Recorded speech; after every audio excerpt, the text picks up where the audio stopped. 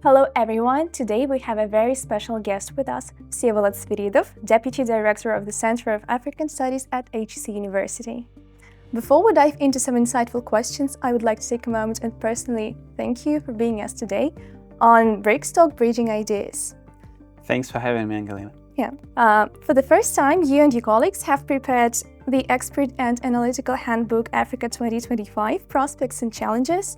Could you briefly tell us about it and whether the topic of Africa has received a new sound after the Kazan Summit?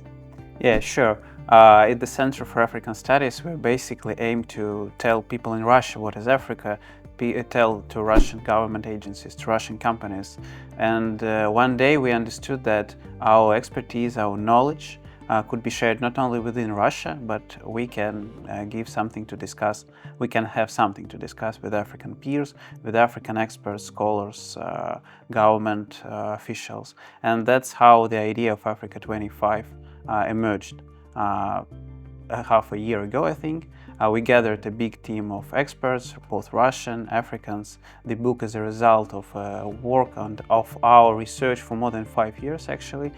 Even though we had quite a short time to prepare the book itself, but we researched the topics that we speak about inside the book: energy, food security, ICT, for more than 5 years. So it's quite a big result of the team. I coordinated the process, but the main editor of the book was Andrei Maslov, the director of the Center for African Studies. And we would like to thank as well the African experts who reviewed the book, provide their insights, who participated and collaborated with us over this long research period. In your opinion, what are the most promising areas of cooperation between Russia and Africa within the BRICS framework? Yeah, sure.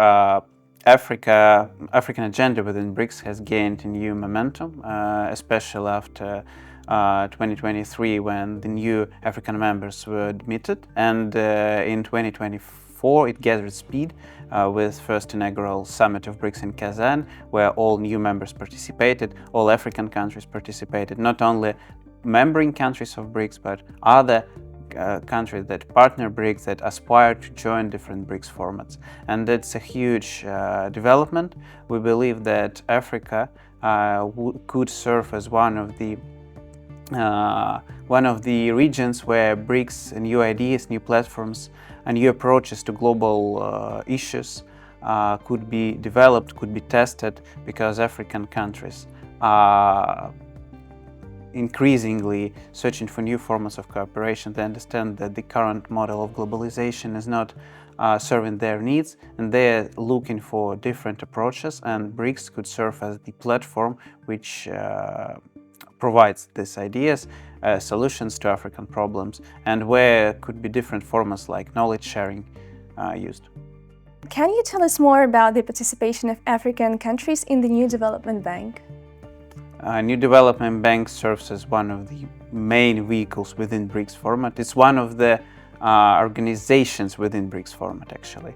And there are several African countries who already joined it, like BRICS, like South Africa and Egypt. And we are expecting that Algeria, one of the leading African economies, is going to join it as well. And for these countries, New Development Bank could serve as the new lending facility to support infrastructural development, and again on a new platform, because we understand that sometimes the terms of financing from the World Bank, from International Monetary Fund, are not serving the needs of African nations.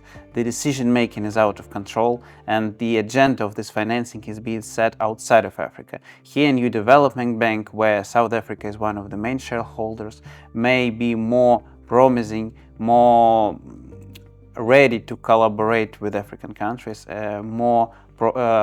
have more proactive stance, and to in this term serve the needs of African development, like Agenda 2063, like Sustainable Development Goals. Here New Development Bank is supposed to achieve big success, I hope.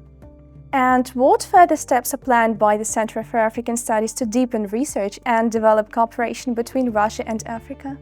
Yeah, the handbook which we discussed was presented just last month, and we are hoping, and the demand for this book proved to be huge. We're very pleased with the feedback we received from African experts, officials, and we are planning to prepare another edition of this book, to increase the number of books printed, to present it in Africa, to prepare edition not only in English as it is now, but to translate it to French, to have it reviewed by African experts more thoroughly, and to present a new version of the text by the Day of Africa in May 2025. And we hope to collaborate with African experts and African researchers in this process. And overall, we aspire to make this handbook, not handbook, but a yearbook, to present it annually, to set the agenda, to try to set the agenda, because again, the agenda for now about African development is mainly being set outside of Africa by Western experts, Western think tanks,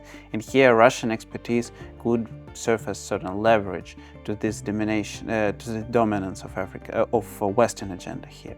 And by that, again, we are not trying to lecture Africans about what Africa is.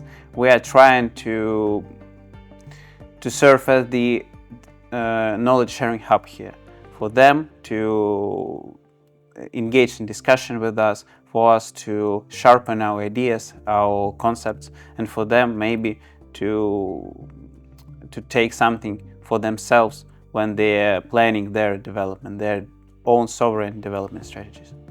Yeah, that's great news. We wish you luck with that.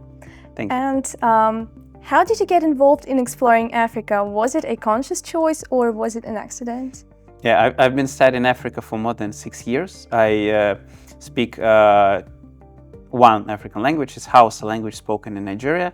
And a lot of people who are studying Africa have some, sometimes not so real, sometimes made up story about how they decided to study Africa. For me, I've been always interested in history and languages, and I thought that Africa, one of the youngest regions of the world, one of the most colorful, interesting and diverse, could serve as the great area where my knowledge, my interests could be applied to. I've been already to more than 10 African countries, and every country is, for me, is the whole new world. They're extremely different, and I've never been disappointed by my visits to these countries, and I dream that I hope that with every year the list of the countries where I've been would increase. Yeah.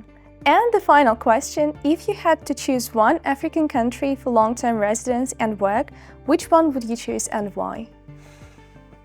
It's a hard question. There are 54 African countries, and I believe African listeners who are going to listen to our interview would hope that I choose their country. The first answer could be Nigeria, because I speak one of the Nigerian languages, but unfortunately I've never been to Nigeria for now. I hope that soon I'll be there, but among countries where I've been impressed the most by Zimbabwe, by Harare, the architecture, the city itself, the climate, and the variety of nature. For example, like Victoria Falls, a lot of natural reserves with brilliant safaris. I enjoyed my stay there this summer a lot, and I think that all these factors combined, and especially climate, because climate in Zimbabwe is somewhat close to Mediterranean climate. It's quite mild and good for Europeans here, and for Russians as well. So for now, Zimbabwe makes the top one country in Africa. But all my visits to every African country have been something special.